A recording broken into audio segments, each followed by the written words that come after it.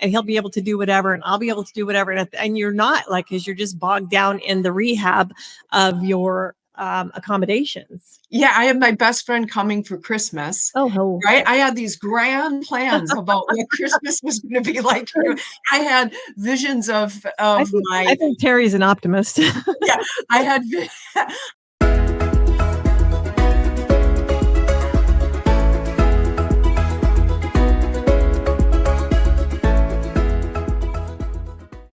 Hey, good morning and welcome to Expat Diaries podcast, as we discuss with people who have made the brave decision to leave their home country, move to Costa Rica, and all of the fun experiences and sometimes not so fun experiences that come along the way whenever you are leaving what you know to be warm and comfortable and safe and go to somewhere where everything is unknown. Today we are going to visit with Teri Nehring, and one of the fun things is like her story of her trip and her journey was so fun to me. We could have stayed on the phone for hours talking about this. So I'm going to try and keep it a little bit more condensed today, but we're going to visit with her and all about her journey to buy a house over Zoom and all of the fun that came along with that. Good morning, Teri. Good morning, Robin. Thanks for having me on. I really appreciate it. I'm so excited for you to be here. It's always fun to listen to everybody's journey is different. I mean, everybody has like such, I've had people that like literally like us looked for property for 10 years trying to decide what to do. And then I have people that literally came in for, they were on vacation. You know, I had one woman who came in on recovering from grief. She'd lost her son, and her and her sisters came to Costa Rica just to escape for a week. And she bought a condo while she was there. And so, but I've never had anybody that literally purchased a home over Zoom. So this is a fun story. But first of all, let's talk about the first time that you ever came to Costa Rica. Was that it? That was it. I never physically went to Costa Rica before we bought the property at all. That is epic. But you've been a traveler. So let's talk about your travels, like where you have been and what you have done before you decided Costa Rica would be the place. I have been traveling back and forth to Peru for the last 15 years. And so I work with some really beautiful indigenous people, not only in the high Andes, but also in the jungle area. And so during that time, one of the years I took a sabbatical from my work, and I actually lived in Peru for an entire year. So it really got my feet wet for understanding, or at least getting a little taste of what it would be like to live abroad. So when it came to the thought of moving somewhere else or moving out of the United States, it wasn't a very difficult decision because I had already had some experience, which really helped me to not be paralyzed with anxiety and fear over making this life-changing decision. 100%. So your year in Peru, did you rent a place while you were there? Did you stay with friends? How was that living like? Well, it was interesting. Again, I didn't know anybody. And so I had to really navigate. But I think when our journey is set in place for us, all of the people that are there to be helpers kind of miraculously show up. And that's what happened for me. I lived with a group of people. It was kind of like being back in college in the dorm again. But what was, I think, the most valuable piece of wisdom that I gained while I was there was the less that I had, the less I had to worry about. For real. And because my husband is a bit of a hoarder, and I told him, I'm like, you don't own things, they own you. And so the more that you have is the more things that own you. And then at some point you're having to make decisions about the things that own you. And like, what do I do with all of these things? Yes. And I didn't have a car. You know, I didn't have to worry about it. The only bill I paid really was, my food and my rent and whatever extracurricular activities I wanted to do. And believe it or not, I managed to live on $7,000 a year. Wow. That's amazing. Yes. So I'm not saying that I was in 5-star hotels or anything, but, I was able to have a really wonderful, life-changing experience really using my money very wisely, I love but that. also finding that I didn't feel like I was in need. I Hmm. felt like I had everything I needed. And where in Peru were you? I mainly stayed in the Cusco area and the Sacred Valley, traveling all the way out. I think at this juncture of my life, I've probably hiked at least 10 to 12 of the major mountains in Wow. Peru. I've been kind of all over the place. And part of the work that I do is I now, for the last 10 years, have been taking groups over to work with these beautiful indigenous people in a spiritual way, people who want to have a spiritual experience. Because these folks have access to some really beautiful sacred areas that you would never be able to access or experience on a normal tourist trip. And then how do people like let's say that because you just piqued my interest. Let's say that I will go, you know what, Terry, I'm really up for that. How do I make arrangements to do that? Well, I do it a couple of different ways. I usually take 3 groups a year. So on Facebook, it's really beautiful. The folks that I work with, and I'm connected to a lot of people, but over the years, it's been very organic. And so I just put a post out on Facebook. Um, I do have, we have 2 different websites. So I do post all of the information on the Via Intiwasi website, because that's our retreat center website of other trips of interest. And I just get out on Facebook and put out an announcement. And after 10 years of experience and probably having every pitfall imaginable, we have a really well-oiled machine. I bet. And what's really beautiful now is we're at the point where when we announce the trips, they fill up really quickly. So it's really beautiful as a business person to reach that point of your business. And everybody, don't worry if you didn't get that. We will put all the links in the show notes where you need to go find out any of this information. Okay, so you spent your year in Peru, and what year was that? I'm almost think about how old I'm getting. That was back in 2014. Okay. Okay. And then so between 2014 and when you guys have purchased your property, what was your life like? I most of my life I worked and am still doing some minimal work as a psychotherapist, and so I worked for a lot of indigenous tribes. So I worked up in Green Bay, where I lived the brunt of my life working for the Oneida tribe, and then I worked for the Zuni tribe for a short period of time in New Mexico. Ended up coming back to Wisconsin, and then COVID hit. Mm, And that's really when here again, my husband and I had talked several times, but we were talking in the future about right. moving.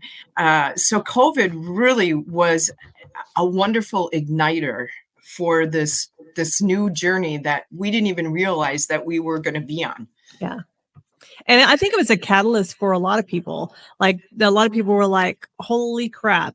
Like I don't know if I ever want to experience this again." And not that they won't, even if they change countries, but maybe the way your country handled it was not ideal. I hear from a lot of Canadians. I mean, I'm telling you, I recently have been interviewing probably 80% of my interviews have been Canadians, and most of them, their catalyst came during COVID, and they were like, our country lost its mind. We absolutely did not handle this properly. We did not want to live in a country that mandated every breath we took. And they just, I am so surprised at how many Canadians that left because of how the environment was during that time. And I think it was just a reset. First of all, the remote job market became so robust because everybody was remote at that time. So we proved that it can happen and everybody can work remotely. And so then it didn't matter where you were at. So if it didn't matter where you were at, where do you want to be then?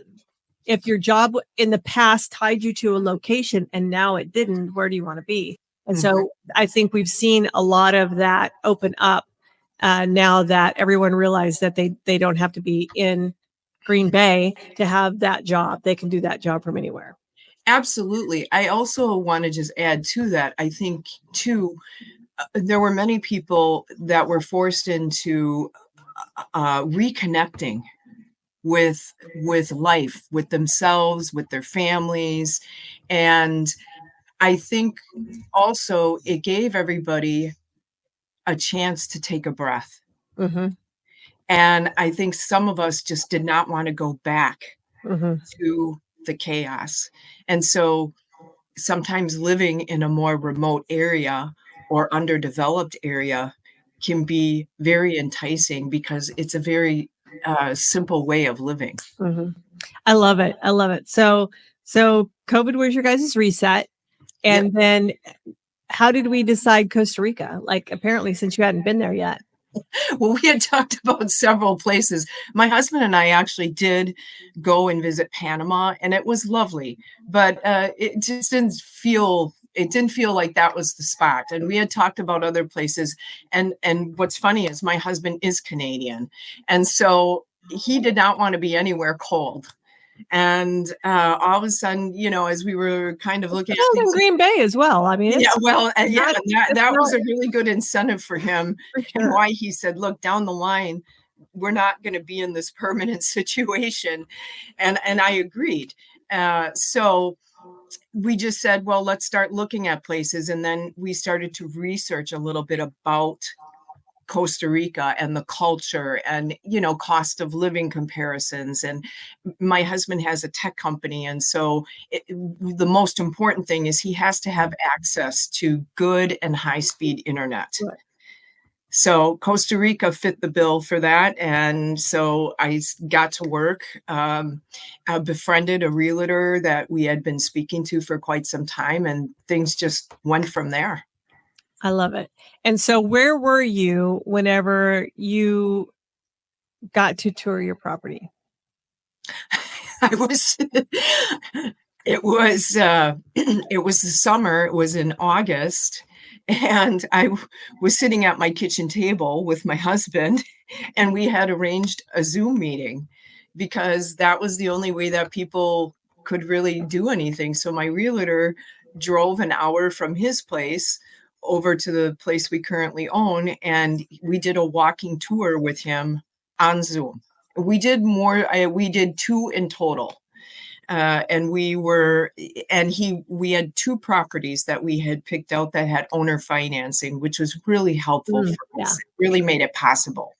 And so, and then we chose from there. And just like that, in 48 hours, I owned a property in Costa Rica. So let's talk about the owner financing. Yeah. So that, how much of it did they carry? How much did you have to bring to the table? hmm We had to put down, she wanted 30% down, Mhm. which I thought was so reasonable. And we're very, very fortunate. I think when things are meant to be, they just organically fall into place. So we were able to negotiate 5% interest over 7 years. Wow, that's nice. Yeah. And Is it, so is it amortized over 10 with like a 7-year balloon? no, we just said, she said, I'd like to have the payment in 7 years. And we said, okay, we can financially make that happen. Would you be willing to take 5% interest? And she said, yes. She was a very motivated seller. And I also think when everything did shut down for people who were selling properties, I think that produced a little bit of anxiety. Sure. And, she was very motivated to want to sell because she had no intentions of returning back Mm, to Costa Rica. understood. So it wasn't just all a dream. We got our perfect property, we got our perfect terms. And then how long before you actually physically got to come and see your property? We purchased the property in August. I got together packing, put together a container through Was it vacant? his what? Was it vacant? Yes, it Okay. was. And she was renting it out. She had been renting it out to different various people. And we ended up in Costa Rica the weekend of Thanksgiving in 2020. Oh, wow. Yeah. Wow. Were they were letting people in? We got in right on that cusp of where they had just opened up a small window, and we Okay. were able to get in. Nice. Okay. So then you got your container together. Yes, yes, we worked with a wonderful man named Pablo Arias through Mhm. Costa Rica, and it was very seamless working with him. Yeah. Not one thing broken and everything intact, which was, a big concern because I was I severely downsized, mind you, but your stuff is on a container for 3 months, Mhm. everything that you own. And so, there is a little bit of anxiety that comes attached to that because you're hoping everything makes it well, gets through customs and all that good stuff. So yeah, so if you want to check out the interview that I did with Pablo Arias, it is episode 18, and we talk about all things logistics. And so you can get to meet him face to face on that episode. And so I'm glad you had a great experience. That's one of the things that I think people struggle with the most is they don't know. There's so many people that offer this service, and who's trustworthy and who's not trustworthy and who's too expensive and who is worth the extra expense because your stuff shows up on time and undamaged and makes it through customs. Did you guys bring a vehicle down? We did not, but it was wonderful because because we also bought a vehicle over Zoom, Mhm. and I made a call to Doug Price. He's one of the people that I think is very trusted in Costa Rica for used cars, and he actually found me a car in 24 hours. Wow. And And my so what yeah, was your budget? What was your budget? we paid at the time, we paid $19,000. It was a 2015 turbo um, turbo Tucson. Um, so it was wonderful. It was diesel. So, and it was, had all of the manpower that I needed to get up and down the hills. Nice. Like I said, he went to work, and the next day he called me. He's like, Teri, I have a beautiful car for you. Nice. Yes, That's nice.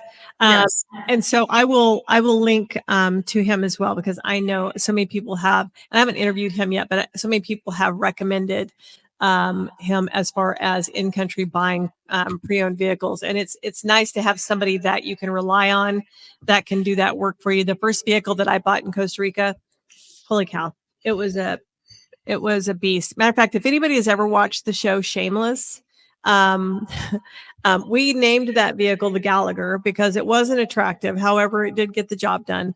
And the rubbers were rotted and they leaked and they would hold water when it rained. So the door was so heavy you could hardly get it open. So my husband had to drill holes in the bottom so the water could drain out. But it was four-wheel drive and it did the job and it hauled the stuff and it served its purpose. So it was okay. Okay, so now your container is on its way. Your vehicle is purchased. You get in country, and then is your stuff already waiting for you at the house? Like your container's already there? No, the container was coming mid-December because once your container comes into Costa Rica, customs has to go through every single item in your container. And let me tell you, it's a labor of love. It was really lovely because they said that I was one of the people that had probably packed my items the best that they've ever seen. So I probably went through $600 in bubble wrap. Oh, wow. But I wanted to ensure that things got there safely. But anyways, what happens is when you everything has to be listed and numbered so that customs can open everything up, check it out, and then they rewrap it, put it all back together. And usually, if things go well, you're going to see your container contents come to you within 30 days. Nice.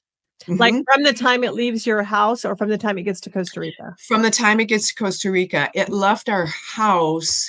It was traveling. It left our house in September, the first week of September, and then arrived in Costa Rica in November. And then we got the contents of it mid-December, right before Christmas. Nice, nice. And so when you packed it, I know this is very detailed. So when you packed it, then you said like there was a list. So were all of your boxes numbered as well? So box number one contains these things, box number two contains, and then the outside of the boxes were marked with. Yeah, everything has to be numbered. Everything has to be itemized. So And was there one huge itemized list, or did you have one had its itemized list as well, and then there was the master list?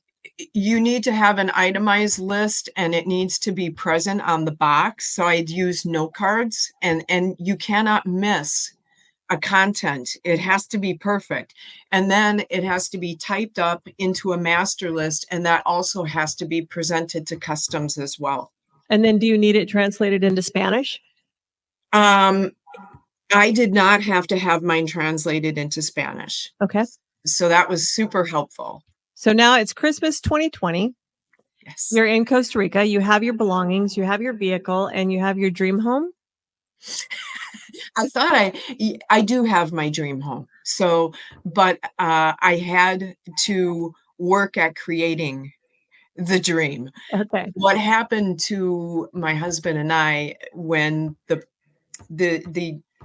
rain season had brought incredibly large amounts of water, precipitation, and so what had happened is whoever had been renting the property before we got there had closed up the property, and no one had been there to check it out. So when we arrived on the day to do the walkthrough, the house was completely filled with mold. I mean, and it was listed as a turnkey property, so there were mattresses, things. I looked into the dresser drawers, and it looked like a winter wonderland. And there was a huge nest of these big black ants. And my husband and I got the dresser out the door as fast as we could. So when we finally realized that the property wasn't exactly how it was presented, we had to really make a serious decision. And at this point, there was a container on the way. And here we are, never been to Costa Rica, all of our paperwork, all those things to make it possible to go abroad. And we're like, what are we going to do? Where are we going to go at this juncture? And how are we going to find a situation where we can get owner financing? Because at that time, owner financing was relatively new, and it's becoming more popular. So we just kind of decided, I mean, I'm not going to lie, I literally felt like I was going to pass out on the floor. It was the biggest shock. It's overwhelmed. Overwhelmed, flooded with so many different emotions. I'm sure. And when I got a moment to catch my breath and wrap my head around it, and one thing I've done most of my life is I've just always taken a situation and just said, okay, instead of taking a negative point of view, what can we do to A, survive the situation, and B, make the best of it? Well, and you think about, like, you can be overwhelmed by the enormity of the grand project of it, or you can go, what step can I take right now? What's my first step? What's the next thing? And then the next thing, and then the next thing. And after a while, like, you just get lasered in on something smaller, and it makes it a little bit more palatable. I mean, at the end of the day, you're going to back up and go, oh, holy crap, we haven't gotten anything done. But you actually have. You've made that first step. So how long did it take you to get it? So are you like having to stay somewhere else, obviously? Did you find another place to sleep, or were you? Here was the beautiful part until because obviously we had to get some things squared away in order to complete the transaction of purchasing the property. And so the beautiful thing, because Paul and I did have experiences living abroad, and both of us had experiences and situations with mold, we had written in several pages about mold in the purchase offer. And that's really what saved us. Wow. And so that was really fabulous. And my husband, he's really incredibly smart. So we didn't get a lawyer, but my husband went into lawyer mode and literally made a presentation to 2 lawyers and the owner of the property, which we met all together on Zoom to get this sorted out when this all happened. I'm sure. So when we had got there, we literally just had to gut the entire property.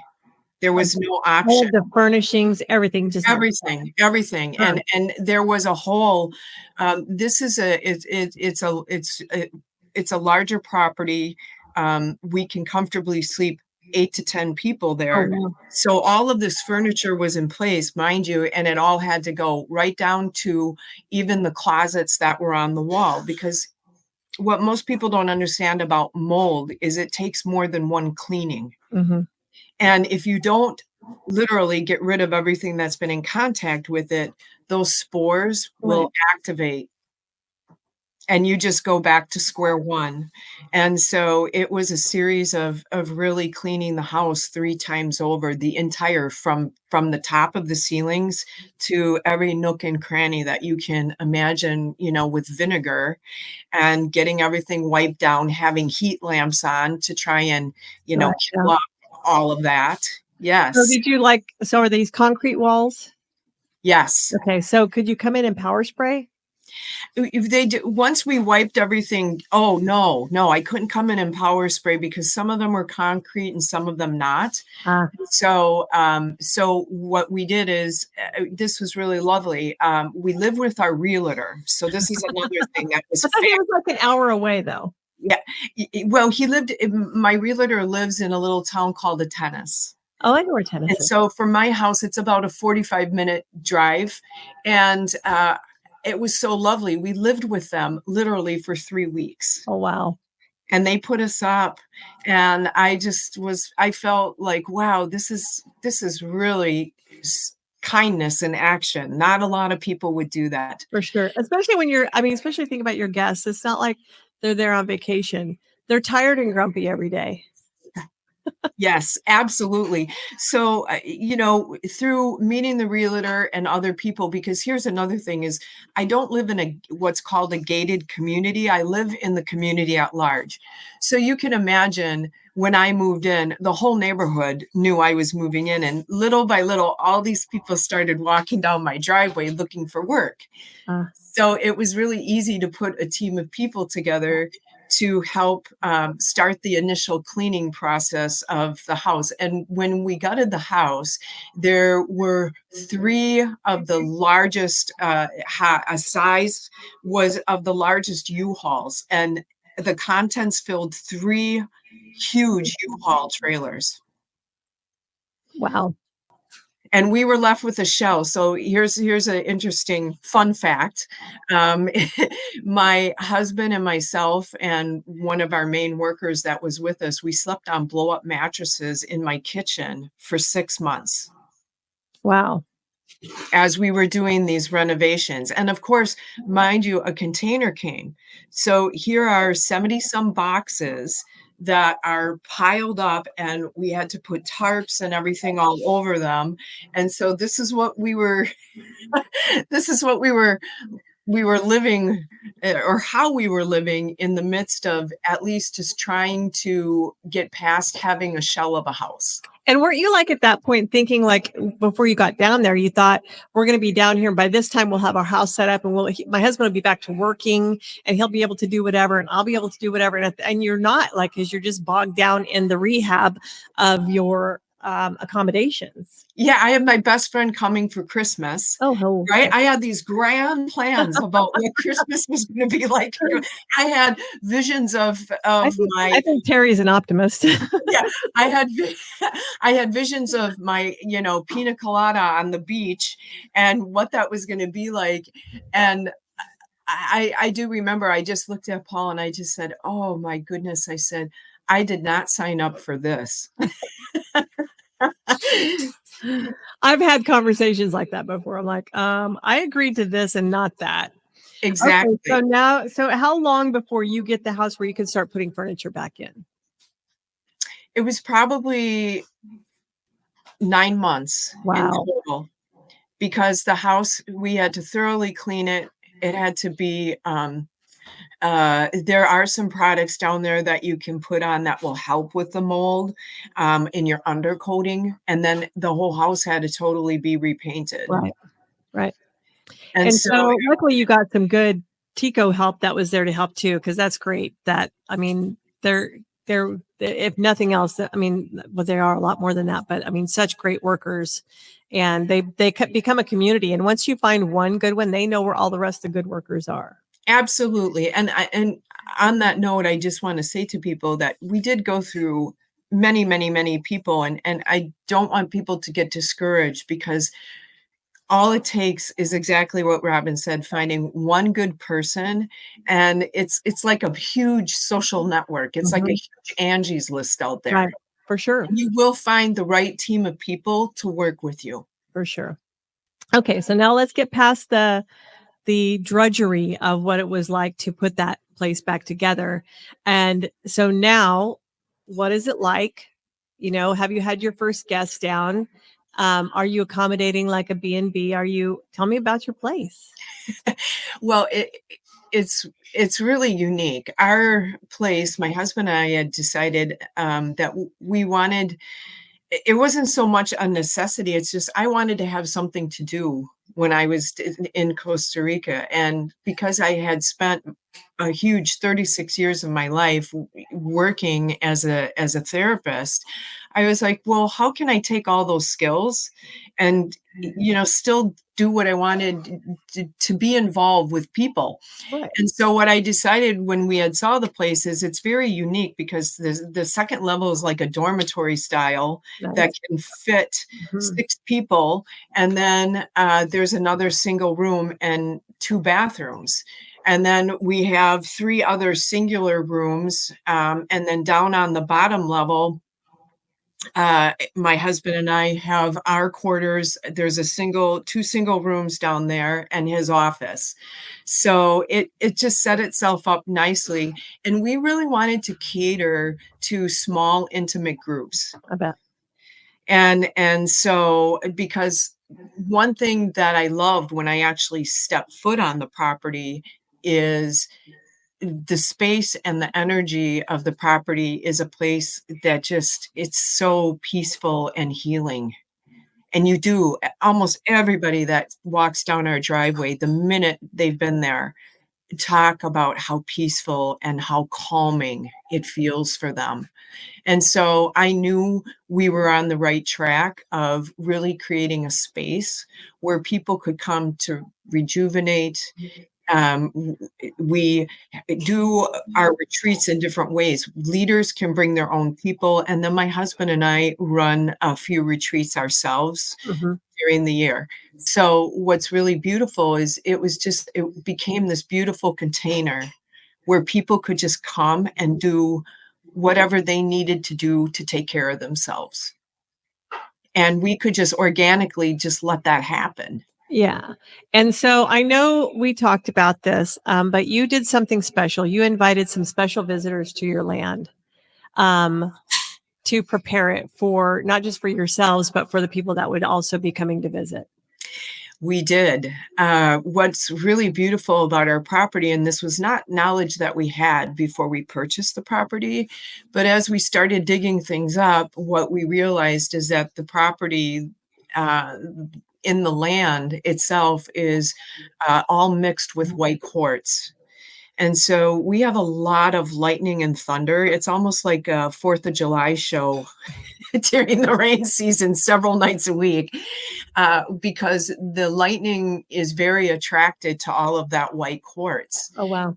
And the person that had owned the property previously, when we had gotten there, just the energy felt super heavy. And all along, my husband and I had been consulting with the medicine people. And what I didn't tell you, but I'll share it now because it really is interesting. Before Paul and I left, the medicine people, we had a Zoom meeting with them, and they said, look, there's going to be a big curveball coming, and we just want you to know. And I said, well, what is it? And they're like, we're not going to tell you. And I'm like, okay. Well, the big curveball was when we arrived.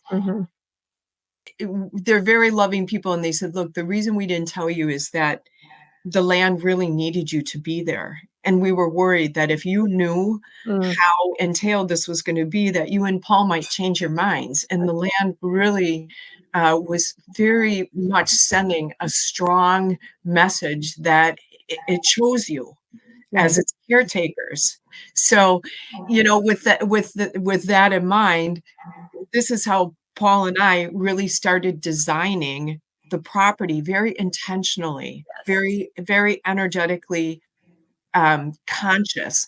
So, because of the energy that had been there, when we first got there, there were a lot of the windows would bang at night in the doors, and I think some of the ancestors. I don't want to sound I don't want to sound too crazy, but we do have some very predominant spirits on our land, and they make themselves known to people. And so we were, you know, we were starting to get our initiation with these characters that came along with the property. And now they're just beautiful ancestors and guardians. But Paul and I felt the need, so we flew in some of the people, the medicine people that we've worked with, and we needed some help to prepare. And what in that preparation process, what they found is that there was an energetic vortex, and that's why it lended itself with all of that white quartz was there. There's an energetic force that really is a beacon almost for the whole mountain that I live on. Wow. And so I needed some help because I didn't know the first thing about one thing that I've learned through all of my years of traveling through the mountains and back and forth is when you don't know about energy, or you don't know about a land space, the smartest thing that you can do is get help from somebody who does. For sure. And so we flew all of them over and we worked on the land, doing ceremony, clearing the energy so that things could begin anew. And when obviously the land itself, the previous owner kind of just let the whole jungle grow. Mm. So everything had to be remanicured again, and it Mhm. took us almost a whole year just to do that piece of it. But, it was so beautiful when they came because almost within a day, you could just feel the lightness of this new energy that was coming in, and you could tell that the land was happy. Yeah, I'm sure. The birds started to come, um, animals were coming into the yard, and so that was a real clear signal to me that whatever we were doing, we were on the right track. Nice. Yeah. Okay, so now we are you there full time? And you have like 13 acres, right? We have 13 acres, of land, and, we are very fortunate to live in an area where most of the rainforest where we live is protected. Nice. So it's really lovely, and I do have neighbors, but to be honest, you can't see any of my neighbors. So it's almost like, you know, being out on your own spacious island, which I really love that idea of, being able to, again, create this space that has a lot of peace and harmony. Yeah, I love that. And so on your do you have streams? Do you have any live water that runs across your property? We do. We have, it's quite rocky and it's, you know, it hasn't been developed at all, but there's a little stream that runs through a back part of the property, which is really lovely because you can hear it. And some of the other folks that live below actually draw their water Nice. from that stream. Nice. It's funny, the property that we bought, so we bought 13 acres as well in Golfito, and there is a creek that is at first I thought it was one of our borders, but it isn't. Our property goes on the other side of it as well, but it's like down this ravine. And so I want to say we repelled, but we didn't. We just like gingerly crawled our way down to it. And it's funny because as we were going down, because I had my GoPro, no, I had it on my wrist, and I had Mhm. our walking poles, and we were going down. And as we're going down, I'm telling my business partner Beverly, I'm like, you know, we're gonna have to come back up somehow. And it had rained the night before, so everything was just muddy. And I'm 60, so I'm not about falling down at all. Like, I used to be able to fall down gracefully, and I don't anymore. I just look like some random wild child. And so I just sat on my butt and scooted down the entire thing. I'm like, I don't care if I'm dirty. I just am not going to fall. And so I scooted down, and then on my hands and knees, I crawled back up. I wasn't going to take a chance of slipping and falling back down. I'm like, I'm going to go up and down this thing as easy as I can. But I was thinking about that for the future as we develop that land. I would love to probably make some terraced walkways that go down to that. And I think because it's so beautiful back in there, and there's just huge, big, massive boulders back there where that creek runs. And obviously in the wet weather, it runs a lot more strongly than it does in the dry season. But it's, I don't believe, and now the gentleman we sold the property from was with us at that time too. And he was like, yeah, you could like filter this water. I'm like, there's not enough water that goes through this creek to supply me during the dry season, let alone like if I have like some cabinas up here or anything like that. So we're going to, because we have that water source on the property, then we're going to go ahead and drill a well and get some good clean water and a solid supply for it. So it's one of the things that people don't know. If you're buying property in Costa Rica, one of the things that you have to make sure that you have is water rights. Like, do you have a water concession? Because otherwise you're stuck with a piece of property that you can't get any water to. And then you're just stuck with like a catchment system or whatever. Like, you just can't do anything with it. So that was one of the main things that, we had to keep an eye out for. Yes, absolutely. And that is one of the major things that you really need to check in to make sure that you have a water right. You also need to check in and make sure that you have some access to electrical, because there are people that have a little something, what's called a survey d'umbre. And if you have a survey d'umbre and you share properties with other people and you don't have access to that, that literally cuts you off from access to water and electricity. So if you're looking at purchasing a property, sometimes your realtor will be helpful in giving you that information. Here's my best advice. Do your own due diligence, always. For sure. Even if you have a lawyer involved, a realtor, one thing that I have learned through this whole process is that you never take anything. And this is not just Costa Rica. This is for anybody who wants to live abroad. Don't ever take anything for face value. Always double check for your own well-being. Right. And a lot of people don't understand that because we have a different way of thinking because we were raised in the States or we were raised in Canada or whatever. And we have these assumptions that when we buy this is what happens. And when you're in another country, you can't make those assumptions. And so the realtors here in Costa Rica don't know what our assumptions are. They don't know what we grew up with or what we, as adults experienced in buying real estate. And so what's typical for them, it's not that they're withholding information from you.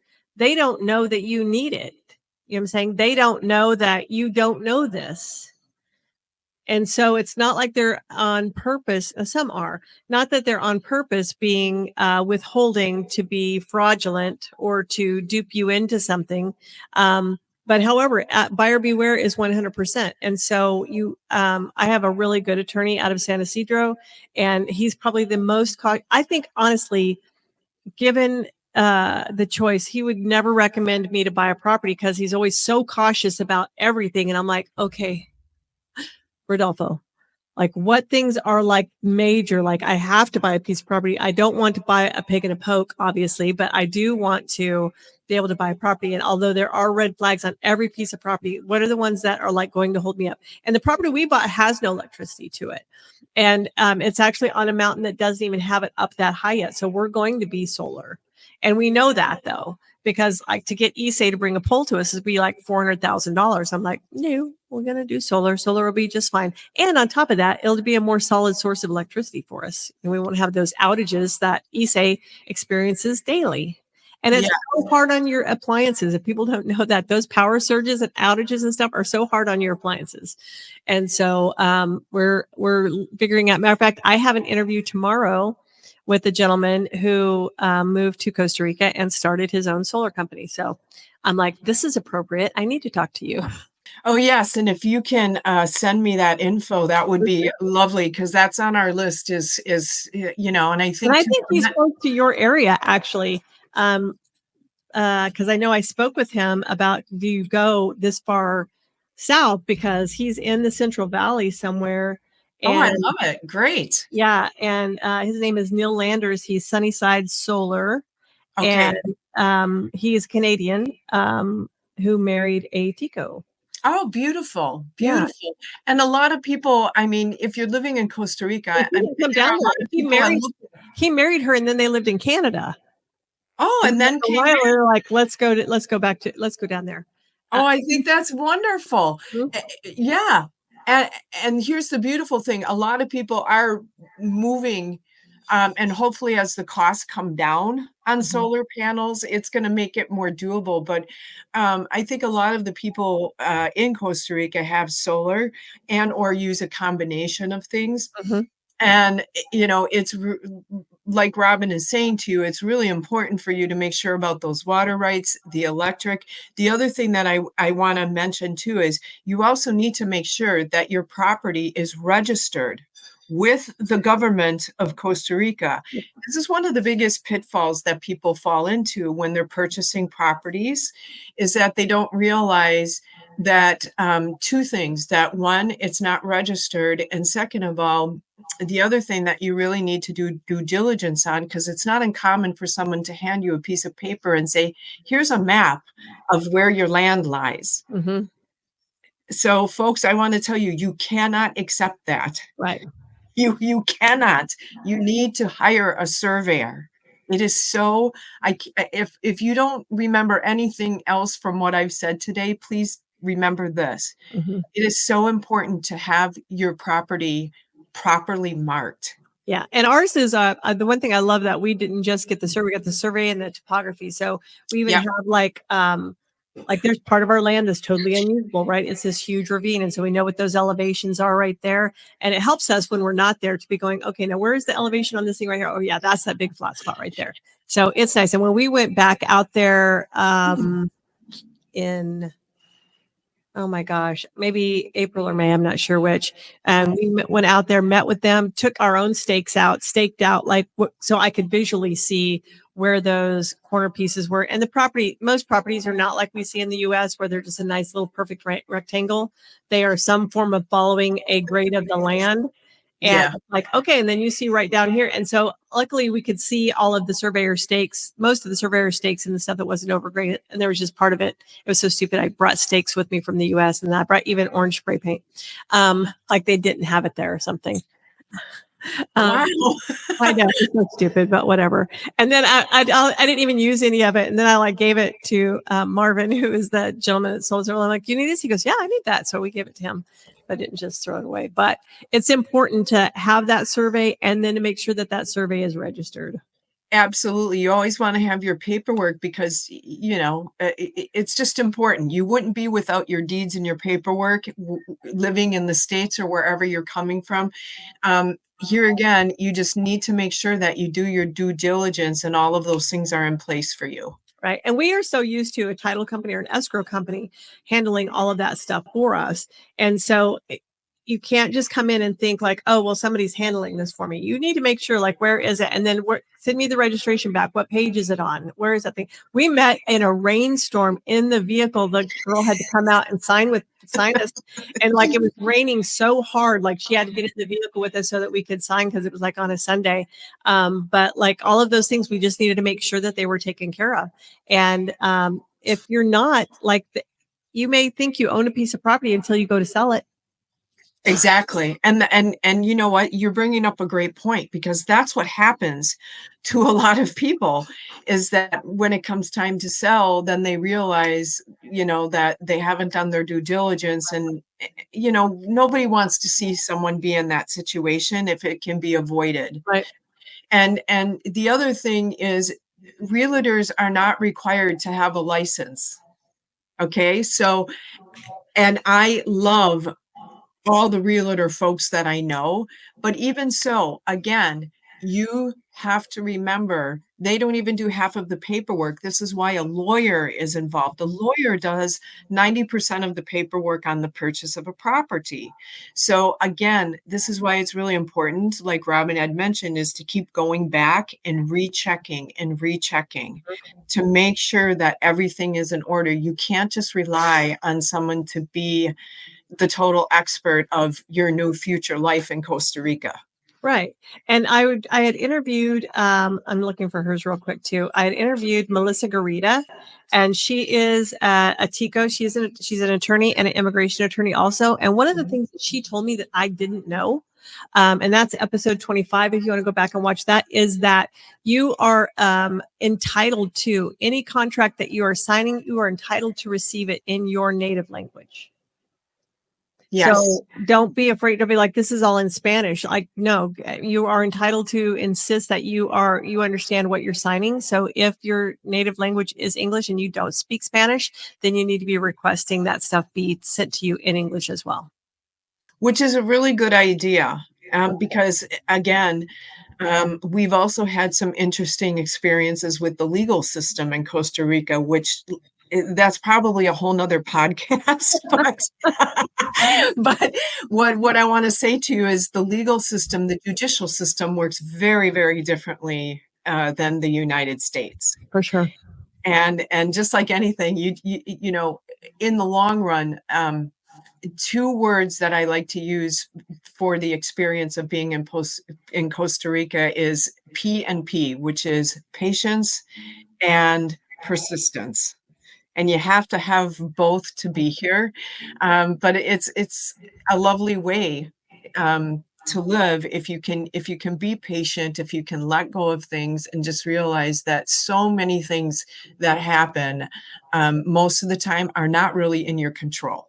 Right. One of the things that I think about when I think about like retiring, right? Not everybody that is coming to Costa Rica are retirees, but let's say that of the retirees, right? I think about like if I were going to try and retire and stay in the US, I know my personality well enough that I would be like, maybe for a couple of months, and then I'd be like, I wonder what new business I could start, because you just live in this, right? And so it's like I'm constantly just like, I will drive past vacant buildings and go, I wonder what I could put in there.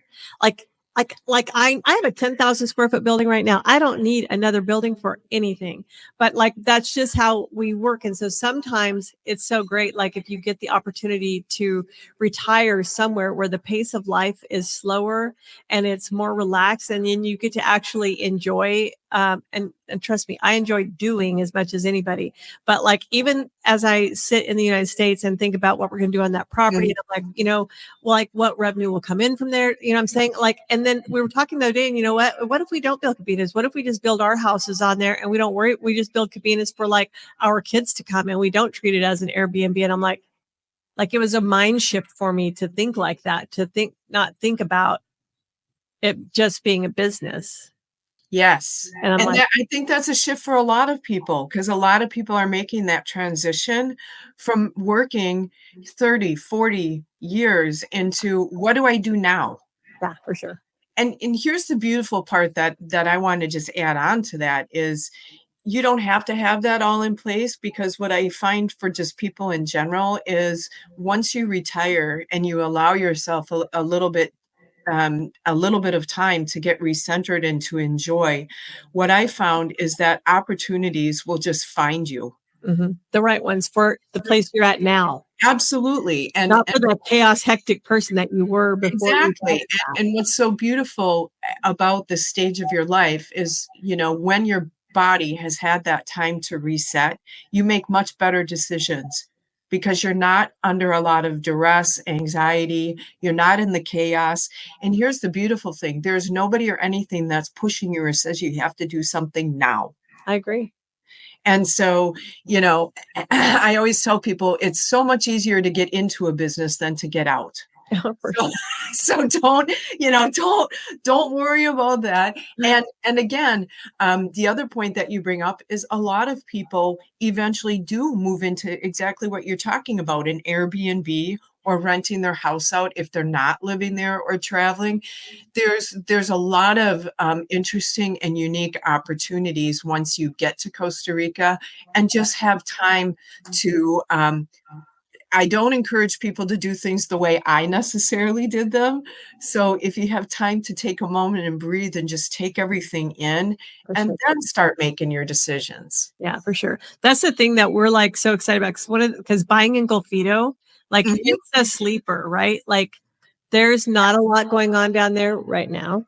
Right now. Yeah. Yeah, but the development that's coming down there is huge. When we bought our property, um, literally the week after that, we had an offer on our property for $200,000 more than we paid for it. And we're just like, no, like absolutely no.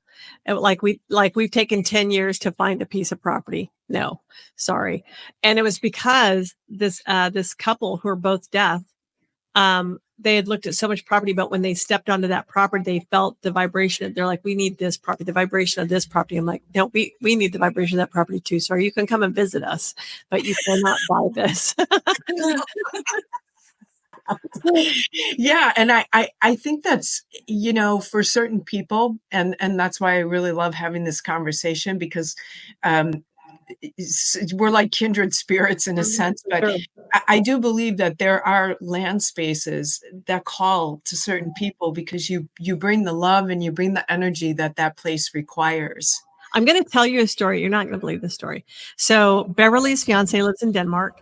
And so he doesn't get to come travel with us as much as North. It's harder just to get to Costa Rica from Denmark.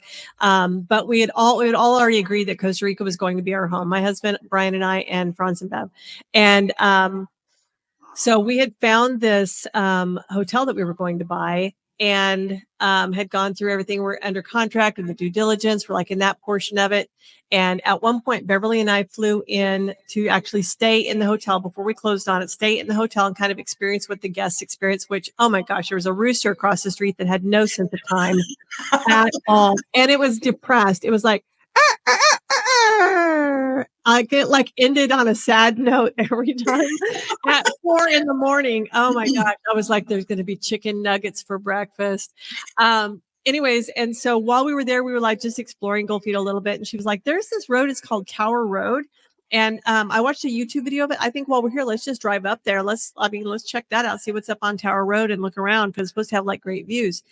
So we were driving up there, and then like you just kind of come up off the top here and there's this gorgeous view of all of Golfito and the harbor and the water, and it was beautiful. We just stopped there and we're like, oh my gosh, this is beautiful. So I took a picture of where we were standing, and we had a little Tico that is kind of our guy when we're in Golfito, and I'm like, Tavi, do you know? And I say, he's like 57. And he's a train wreck. He's hysterical.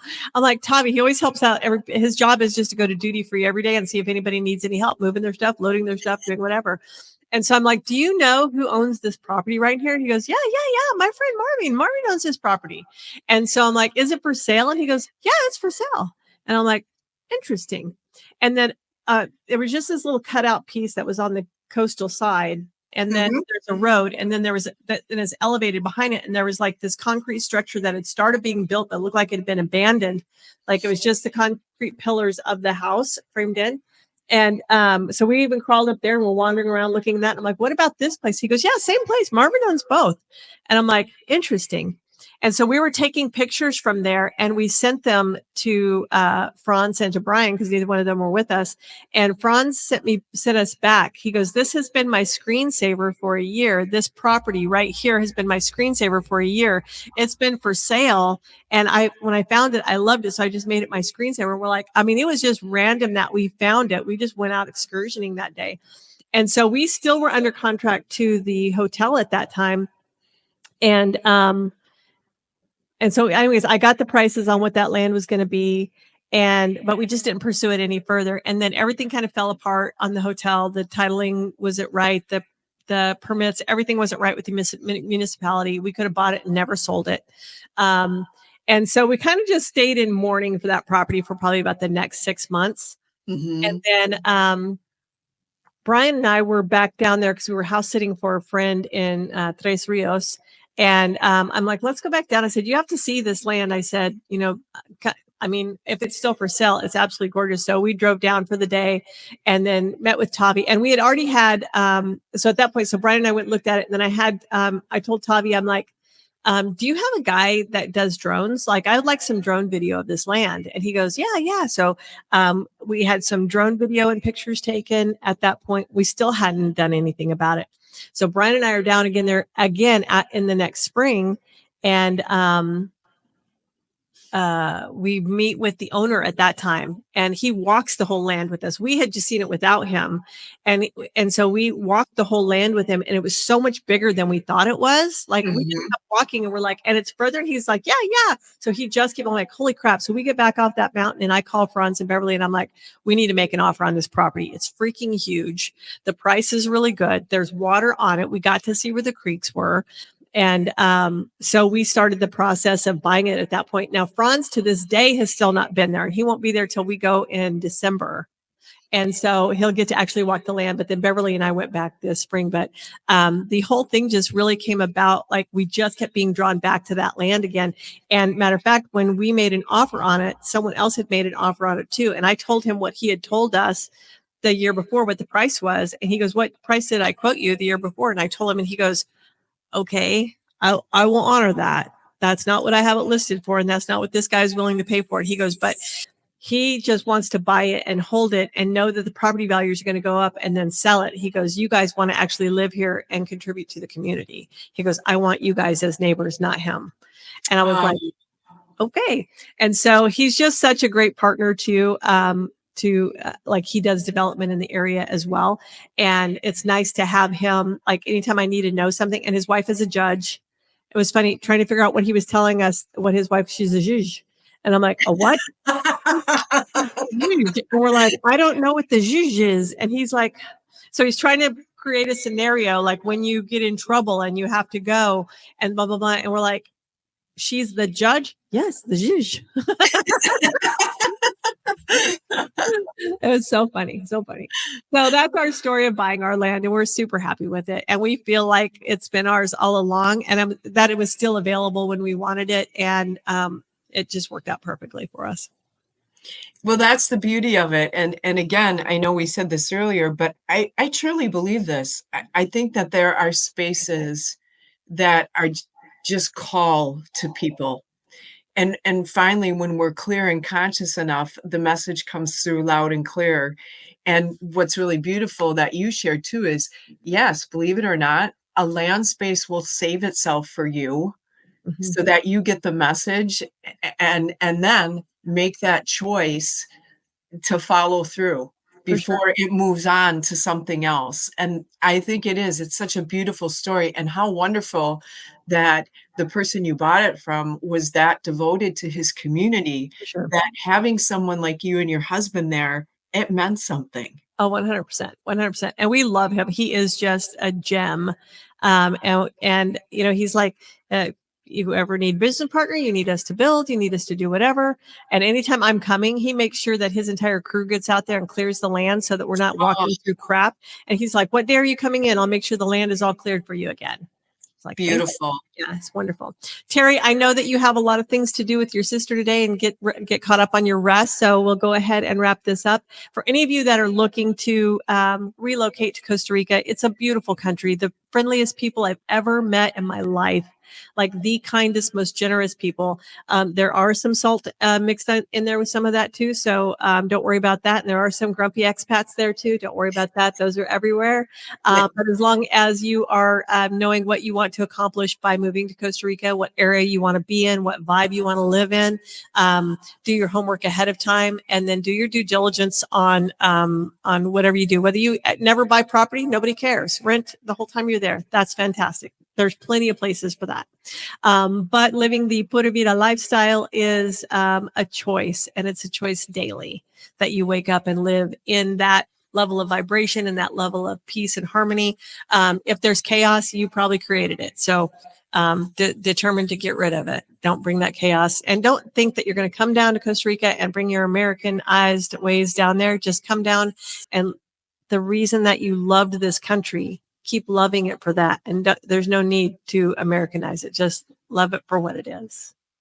And we're going to say goodbye. Thank you, Teri, so much. I appreciate your time as always. Thank you, Robin. Let me know when you're down visiting. I will. And we will put everybody that we've talked about in the show notes. So remember to follow, subscribe, like, do all of the things on all the platforms. And pura vida. Pura vida.